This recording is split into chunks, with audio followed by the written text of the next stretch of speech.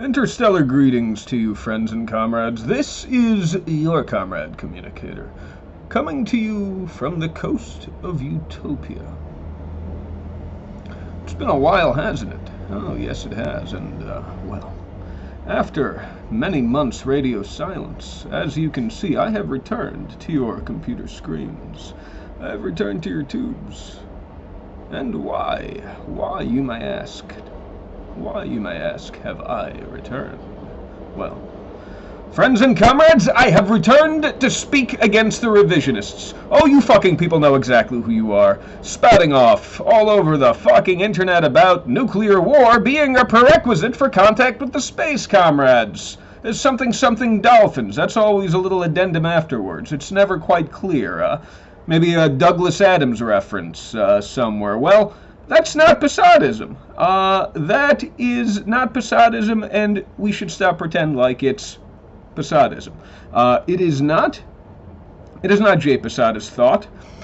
It is not really based on an interpretation of any of his writings, or a synthesis with any other Marxist thinker, unless you count Douglas Adams. Well, you know, there's a point there.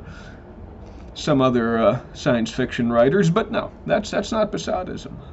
And this shit has been going around for, well, since the 90s, I think. And it's, you know, it's high time that we put this to bed.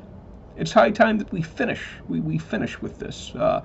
And I will start clearing things up by explaining something very important that seems to have eluded a lot of these internet quote-unquote Posadists. To begin with, the nuclear war scenario and the contact scenarios represent two mutually divergent timelines.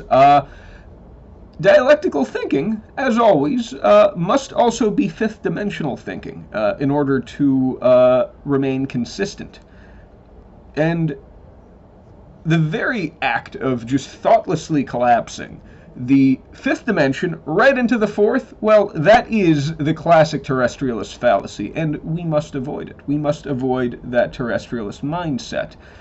When Posadist developed what Comrade High Commander calls his first thesis in the late 50s and early 60s, nuclear war was broadly understood to be inevitable. Just about everyone on this here pale blue dot was fully certain that the end was coming. Both the Soviet Union and the United States had mutually assured destruction as their official state policy. No one was making any bones about this. It was coming. And Posadist's ideas on the subject were only unusual in that he did not see the global thermonuclear war as the end of everything. No, friends. He saw it as a potential revolutionary opening. And well, just as any reasonable analysis of the prevailing conditions of the time very much suggested the inevitability of the world atomic war, so would any reading of Marx and Engels suggest the inevitability of socialism, according to the very laws of history. Now, friends and comrades,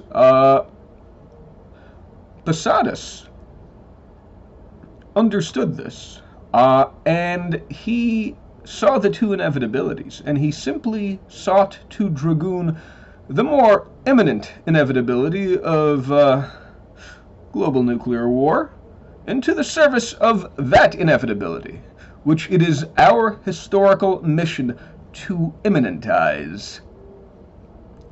Now, the nuclear war to socialism therefore can be seen as a double inevitability. It represents the socialism of the inevitable, or that socialism which is inevitable according to the laws of history. This is, in fact, the very face of socialism which we have seen appear time and time again throughout the 20th century. A face. We should note that a number of honored comrades have described, at least by negative implication, as inhuman.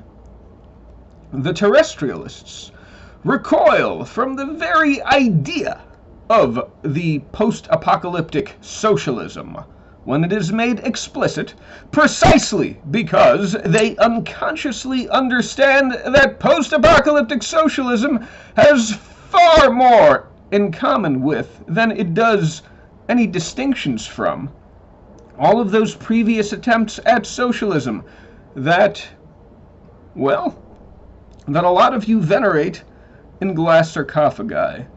The Russian and Chinese experiments in particular did, after all, emerge out of material conditions that can only be described as apocalyptic.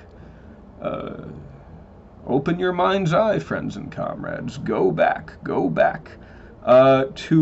the Russian Empire in the midst of the First World War. Go back to China in the midst and aftermath of the Japanese invasions of the Second World War.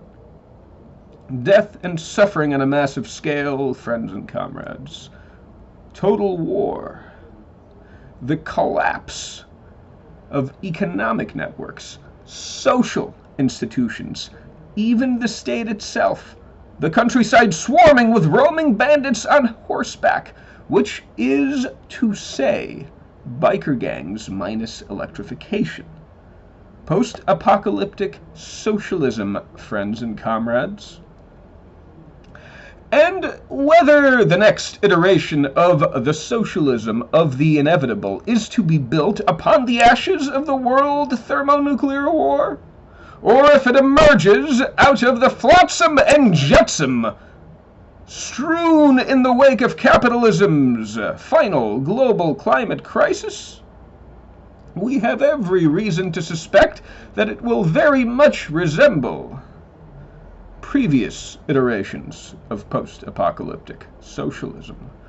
And if the nuclear path represents the socialism of the inevitable, which is to say, the path of socialism, the path to socialism, laid down by the laws of history, then the space comrades represent the communism of the impossible, which is to say, the revolutionary necessity, the very revolutionary necessity of forging a path outside of history itself, outside of history and beyond it.